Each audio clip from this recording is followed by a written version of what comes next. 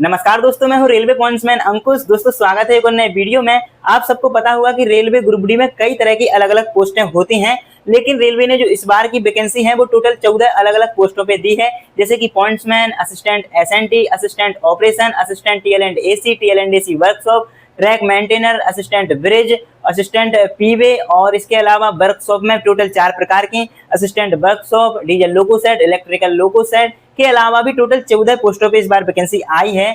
और आप सबके मन में एक डाउट चलता होगा कि इनकी जो अलग अलग पोस्टें आती हैं तो इनकी जो सैलरी है वो कितनी होती है, क्या सभी पोस्टों की सैलरी सेम होती है या फिर अलग अलग होती है, और अगर अलग अलग होती है तो किस पोस्ट में ज्यादा सैलरी मिलती है और किस पोस्ट में कम सैलरी मिलती है। तो आज की इस वीडियो में हम आपको रेलवे ग्रुप डी की जो 14 पोस्टें आई हैं उन सभी की एक एक करके आपको सैलरी बताने वाले हैं कि किस पोस्ट के एम्प्लॉयर को स्टार्टिंग सैलरी कितनी मिलती है। और ये जो मैं आपको सैलरी बता रहा हूँ एक करंट जो 7th पे कमीशन अभी 7वां वेतन आयोग चल रहा है उसके अकॉर्डिंग बता रहा हूं कि अगर आपको अभी आप ज्वाइन करोगे तो आपको कितनी सैलरी 7वें वेतन आयोग के हिसाब से मिलेगी, बाकी 8वें वेतन आयोग से कितनी मिलेगी वीडियो के लास्ट में ये भी आपको मैं बता दूंगा। तो चलिए एक एक करके हम सभी पोस्टों की सैलरी देखते हैं। और ये जो मैं सैलरी बता रहा हूँ ये आपको घटते से बढ़ते क्रम में बताऊंगा, मतलब जिनकी कम सैलरी है उनका पहले, इसके बाद बढ़ते क्रम में हम धीरे धीरे बताते चलेंगे और लास्ट में जिसकी सैलरी सबसे ज्यादा होगी उसकी सैलरी आपको बताएंगे। तो चलिए शुरू करते हैं। और सबसे पहली जो पोस्ट होती है जिसकी सैलरी रेलवे ग्रुप डी में सबसे कम होती है वो होते हैं assistant TL and AC workshop. आप सबको पता होगा कि रेलवे ग्रुप डी के हर एम्प्लॉय को 4 चीजें बेसिक मिलती हैं, जो कि उनका सबसे पहला होता है बेसिक पे, जो कि हर एक एम्प्लॉय रेलवे ग्रुप डी के हर एम्प्लॉय को बराबर मिलता है। और इसी बेसिक पे पर मिलता है डियरनेस अलाउंस, यानी कि जिसको शॉर्ट में डीए कहते हैं। और हर एम्प्लॉय को एचआरए भी मिलता है, जिनके नाम क्वार्टर नहीं होता है, जिनके नाम आवास नहीं होता है उनको एचआरए भी दिया जाता है। इसके अलावा हर एम्प्लॉय को ट्रांसपोर्ट अलाउंस भी मिलता है, जिसे शॉर्ट में हम टीएल लिख देते हैं। तो ये 4 चीजें रेलवे ग्रुप डी के हर एक एम्प्लॉय को मिलती है। और अभी ये जो डीए है अभी के हिसाब से तो ये 58% चल रहा है, अभी हमें 55% मिल रहा था, लेकिन अगस्त से 58% ये हमको मिल रहा है। हर एक ग्रुप डी के एम्प्लॉय को 58% डीए मिल रहा है बेसिक पे का। और हर एक रेलवे ग्रुप डी के कर्मचारी का जो बेसिक पे है वो 18,000 रुपए होता है। तो इतनी सारी चीजें हमारी सभी पोस्ट के लिए बेसिक हो गई हैं। उसके बाद हर एक एम्प्लॉय को मिलता है एचआरए, जो कि एक्स वाई और जेड सिटी के हिसाब से 10%, 20% और 30% अभी मिल रहा है। तो जनरली जो हम अभी assistant TL and AC workshop की बात कर रहे हैं तो रेलवे की जितनी भी वर्कशॉप बनी होती हैं वो 22 सिटी के अंदर बनी होती हैं। तो 20% एचआरए लगभग बेसिक पे का सभी को मिल जाता है जितने वर्कशॉप वाले कैंडिडेट हैं। तो अगर हम टीएल एंड एसी वर्कशॉप की बात करें तो 3600 रुपए इनको एचआरए मिलेगा। वहीं जो ट्रांसपोर्ट अलाउंस है वो सभी के लिए अभी के लिए फिक्स है, 1377 रुपए सभी एम्प्लॉय के लिए मिल रहा है। और इसके अलावा आप सबको पता होगा कि हर एक रेलवे एम्प्लॉय का एनपीएस के रूप में पैसा कट जाता है और स्टार्टिंग में ये जो पैसा है लगभग 2500 रुपए के समथिंग कटता है। और ये अगर हम माइनस करेंगे तो हमारी लगभग 30 से 31,000 सैलरी एक assistant TL and AC workshop वाले एम्प्लॉय की निकल के आती है। तो अब हम बात कर रहे हैं असिस्टेंट लोको सेट डीजल की कि कितनी सैलरी होती है। तो इनके लिए बेसिक पे भी 18,000 रुपए मिलता है, डीए अभी के हिसाब से 58% 10,400 रुपए मिलेगा। एचआरए इनकी भी जो वर्कशॉप है वो 22 सिटी में रहती है तो 20% 3600 रुपए ही मिलेगा। ट्रांसपोर्ट अलाउंस इनको भी 1377 रुपए ही मिलता है।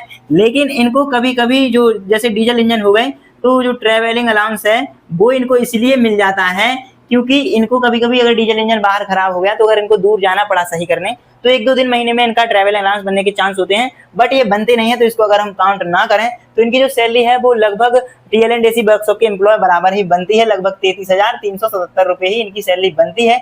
इनके भी लगभग 2500 रुपए स्टार्टिंग में माइनस एनपीएस की हो जाएंगे तो इनकी भी सैलरी लगभग 31,000 रुपए हर महीने निकल के आएगी। इसके बाद एक पोस्ट आती है असिस्टेंट लोको सेट इलेक्ट्रिकल, जहाँ पे इलेक्ट्रिक इंजन का काम किया जाता है। उस वर्कशॉप के एम्प्लॉय की सैलरी लगभग इतनी ही सैलरी उस एम्प्लॉय की भी होती है और उनकी सैलरी टोटल इतनी ही स्टार्टिंग में बनती है और उनका भी लगभग एनपीएस में इतने रुपया कट जाता है और उनकी सैलरी भी लगभग स्टार्टिंग में 31,000 रुपए बनती है। बाकी छोटी मोटी चीजें एक्स्ट्रा मिल जाती हैं तो वो चीज एक अलग हो जाती है। तो ये हमारी 3 वर्कशॉप के एम्प्लॉय की बात हो गई। अब एक और एम्प्लॉय बचते हैं और जो है असिस्टेंट वर्कशॉप वाली पोस्ट। और असिस्टेंट वर्कशॉप वाली पोस्ट में भी यही चारों चीजें सेम मिलती हैं, लेकिन असिस्टेंट वर्कशॉप वाली पोस्ट में एक चीज एक्स्ट्रा मिल जाती है कभी कभी और वो होता है इंसेंटिव, यानी कि इंसेंटिव या फिर इनको जो ओवर टाइम होता है वो भी कभी कभी मिल जाता है। तो इनकी जो सैलरी है हम लगभग 2,000 रुपए एक्स्ट्रा एवरेज मान के चलते हैं।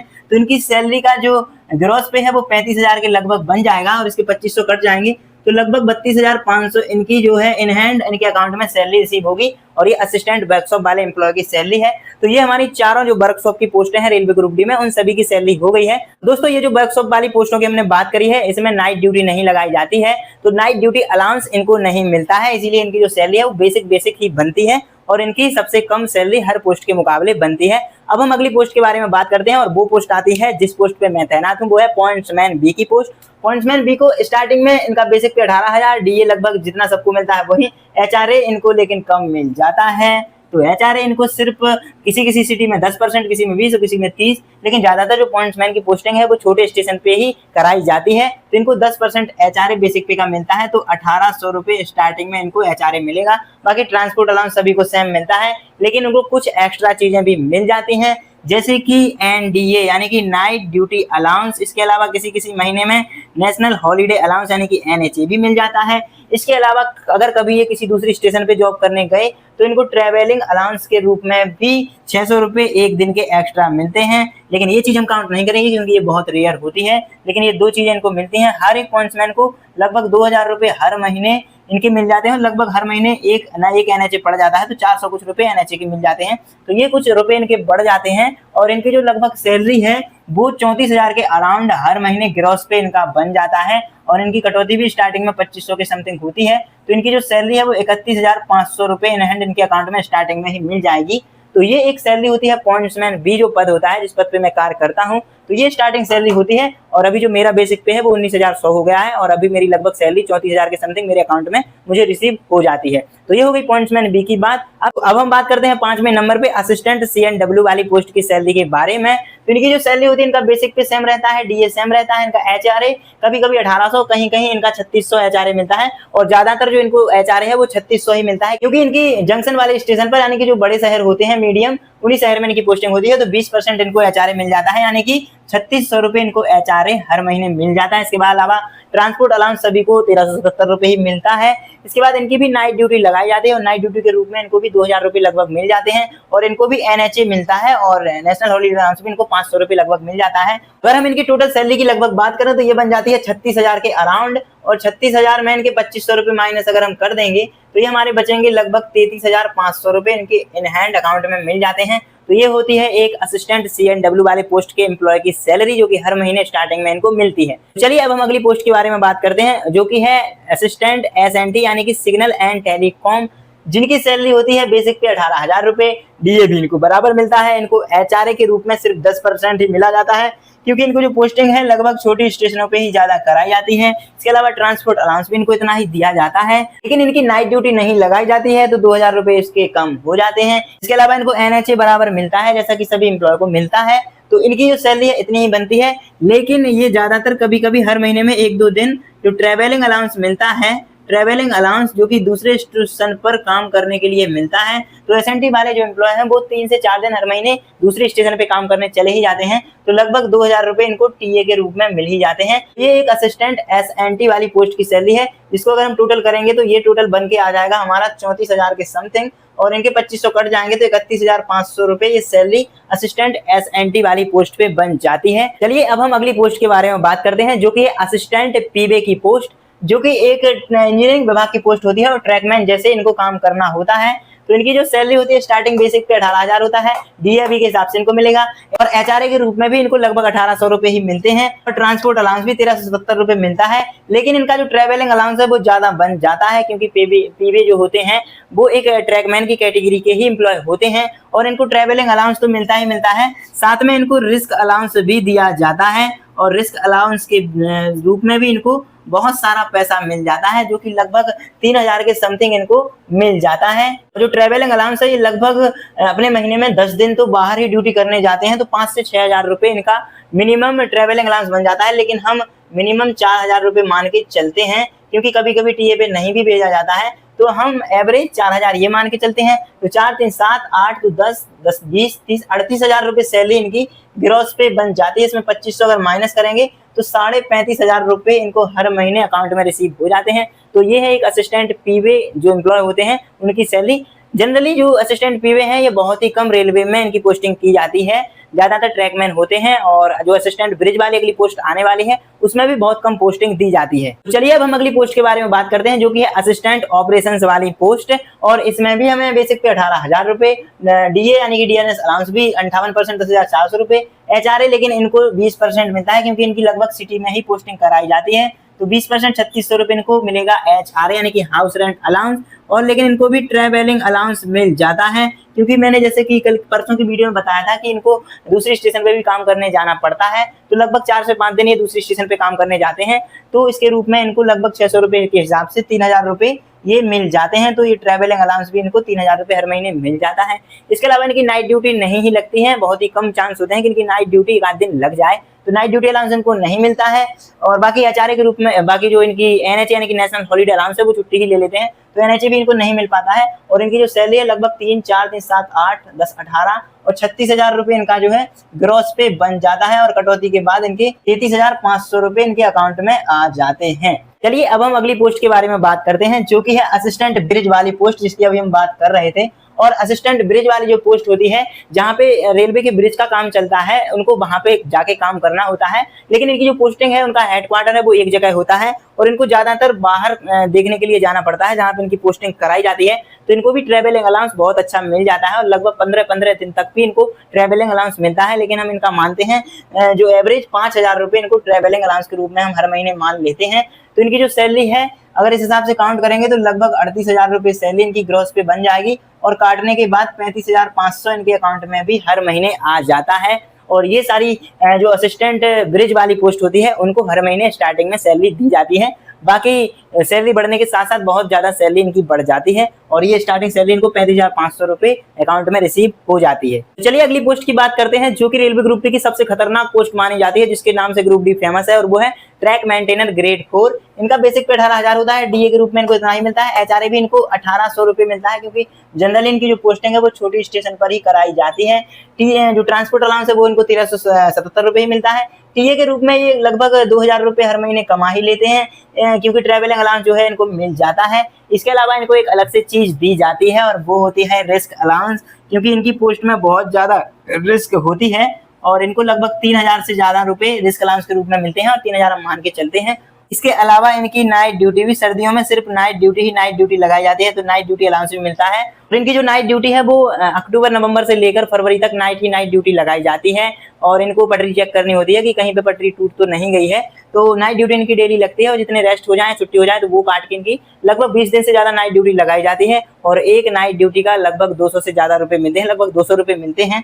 तो 200 रुपए के हिसाब से 20 लगभग 4,000 रुपए ये नाइट के कमा लेते हैं। ये सर्दियों की बात कर रहा हूँ, क्योंकि जो ये गर्मी का मौसम आ जाता है तो इस टाइम पे फिर इनको नाइट ड्यूटी नहीं लगाई जाती है, तो नाइट ड्यूटी अलाउंस नहीं मिलता है। बाकी सर्दियों की बात कर रहा हूँ तो इनकी जो सैलरी है लगभग 40 से 41,000 रुपए ग्रॉस पे बन जाता है। 2,500 रुपए कटने के बाद इनके 38,500 के समथिंग इनके अकाउंट में इनको सैलरी रिसीव हो जाती है, और ये ट्रैक मेंटेनर ग्रेड 4 की सैलरी है, जो कि सबसे ज्यादा 4th नंबर की सैलरी है। इसके बाद जो पोस्ट मैं बताने वाला हूँ उनकी सबसे ज्यादा सैलरी होती है। चलिए आगे की पोस्ट के बारे में बात करते हैं, जो कि है असिस्टेंट टीआरडी वाली पोस्ट। तो असिस्टेंट टीआरडी वाली पोस्ट में ये सारी चीजें मिलती हैं। इनको रिस्क अलाउंस के रूप में कुछ भी नहीं दिया जाता है, नाइट ड्यूटी अलाउंस के रूप में कुछ भी नहीं दिया जाता है।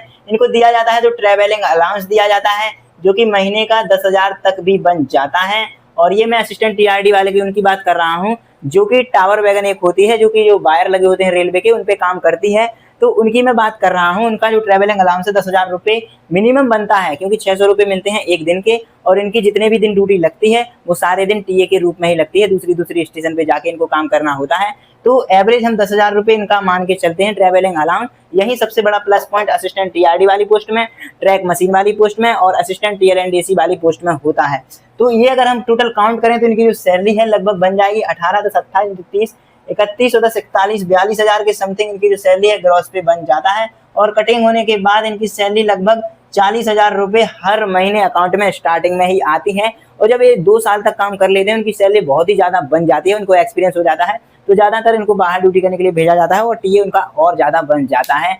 तो ये हमारी 3rd नंबर की सबसे ज्यादा सैलरी वाली पोस्ट हो गई है। इसके बाद एक पोस्ट आती है, वो है असिस्टेंट टीएलएंडएसी वाली पोस्ट। असिस्टेंट टीएलएंडएसी वाली पोस्ट की अगर हम बात करें तो इनका जो बेसिक पे 18,000 रुपए होता है, डीए के रूप में इनको सेम मिलता है। एचआरए इनका बाई सिटी में ज्यादातर इनकी पोस्टिंग होती है, तो 3600 रुपये इनको HRA के रूप में दिया जाता है। इसके अलावा ट्रांसपोर्ट अलाउंस 1370 रुपये ही मिलता है। इनका भी ट्रेवलिंग अलाउंस लगभग 10,000 रुपये बन जाता है। और ट्रेवलिंग अलाउंस के अलावा भी इनकी जो ड्यूटी है ट्रेन के अंदर लगाई जाती है। आपको मैंने बताया है जब मैंने कि काम बताए थे कि जो एसी खराब हो गई या फिर बोगी के अंदर जो सवारी बैठी रहती है उसमें लाइट खराब हो गई, एसी खराब हो गई, पंखे खराब हो गए, कुछ भी हो गया तो टेक्नीशियन रहते हैं उसके अंदर और इनके साथ साथ असिस्टेंट TLNDC वाले ये असिस्टेंट रहते हैं। तो ये उनको ये काम देखना होता है। तो इनकी जो ड्यूटी है नाइट में भी लगाई जा सकती है। तो इनके जो अलाउंस है नाइट ड्यूटी अलाउंस ये भी लगभग 3,000 रुपये बन जाता है। तो इनकी जो सैलरी है वो 45,000 से पार कर जाती है और लगभग 46-47,000 रुपये ग्रॉस बन जाती है। और काटने के बाद लगभग 43,500 रुपये इनके अकाउंट में हर महीने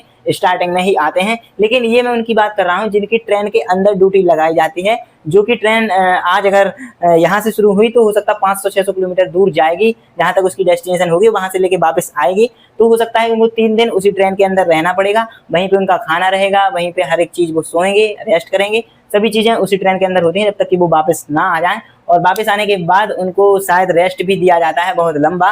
तो इस तरह से इनका चलता है और इनकी जो सैलरी है सबसे ज़्यादा सबसे ज़्यादा सैलरी इनकी बन जाती है। तो चलिए अब हम रेलवे ग्रुप डी में जो सबसे ज़्यादा जिस पोस्ट की सैलरी होती है उनकी बात करते हैं और वो है असिस्टेंट ट्रैक मशीन। और ट्रैक मशीन की सबसे ज्यादा रेलवे ग्रुप डी में सैलरी होती है, कितनी होती है आइए आपको बताते हैं। तो असिस्टेंट ट्रैक मशीन वाले एम्प्लॉय का बेसिक पे स्टार्टिंग में 18,000 होता है, DA सेम मिलता है, HRA इनको 1800 रुपये मिलता है कि इनका 10% ही HRA बेसिक पे का होता है। ट्रांसपोर्ट अलाउंस सेम मिलता है, इनका ट्रेवलिंग अलाउंस बढ़ जाता है क्योंकि इनकी जो ड्यूटी है 21 + 7 दिन इस हिसाब से चलती है। 21 दिन ड्यूटी करो, 7 दिन की छुट्टी यानी कि रेस्ट पे एक साथ चले जाओ। तो इस तरह से इनका चलता है, 21 दिन ड्यूटी करके 7 दिन सीधा आप अपने घर जा सकते हो। लेकिन 21 के 21 दिन भी इनको ट्रेवलिंग अलाउंस मिलने के चांस होते हैं और हर एक ट्रेवलिंग अलाउंस 600 रुपये के हिसाब से इनका जोड़ा जाता है। तो लगभग 12,600 रुपये इनका ट्रेवलिंग अलाउंस हो जाता है। तो इनका जो 12,600 है ये ट्रेवलिंग अलाउंस जुड़ जाता है, जो कि सबसे बड़ा प्लस पॉइंट होता है। इनकी नाइट ड्यूटी बहुत ही कम लगाई जाती है और लगाई ही नहीं जाती है। फिर भी हम इनका 2,000 रुपये अगर हम मान लें कि नाइट ड्यूटी अलाउंस में भी ये कमा लेते होंगे, तो इनका जो टोटल सैलरी है ये कितनी बनती है आप यहाँ से जोड़ सकते हो। 18 + 10 = 28, तो 30, 31, 32, 33, 10, 43, 44, 45, 46,000 के समथिंग इनकी ग्रॉस पे बन जाती है। और कटने के बाद इनकी सैलरी भी 43,500 प्लस ही आती है। और ये चीज डिपेंड करती है कि इनको टीए कितना मिल रहा है। लेकिन रेलवे ग्रुप डी में जो टोटल 14 पोस्टें हैं, सबसे ज्यादा सैलरी असिस्टेंट ट्रैक मशीन वाले एम्प्लॉय की ही बनती है।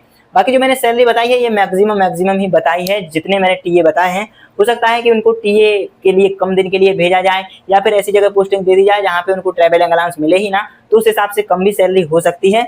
बाकी सभी एम्प्लॉय की हमने सैलरी बता दी है और जो ट्रेवलिंग अलाउंस है उसके अकॉर्डिंग मैंने कुछ पोस्टिंग की सैलरी बताई है और ये सभी की सैलरी मैंने 7वें वेतन आयोग के हिसाब से बताई है।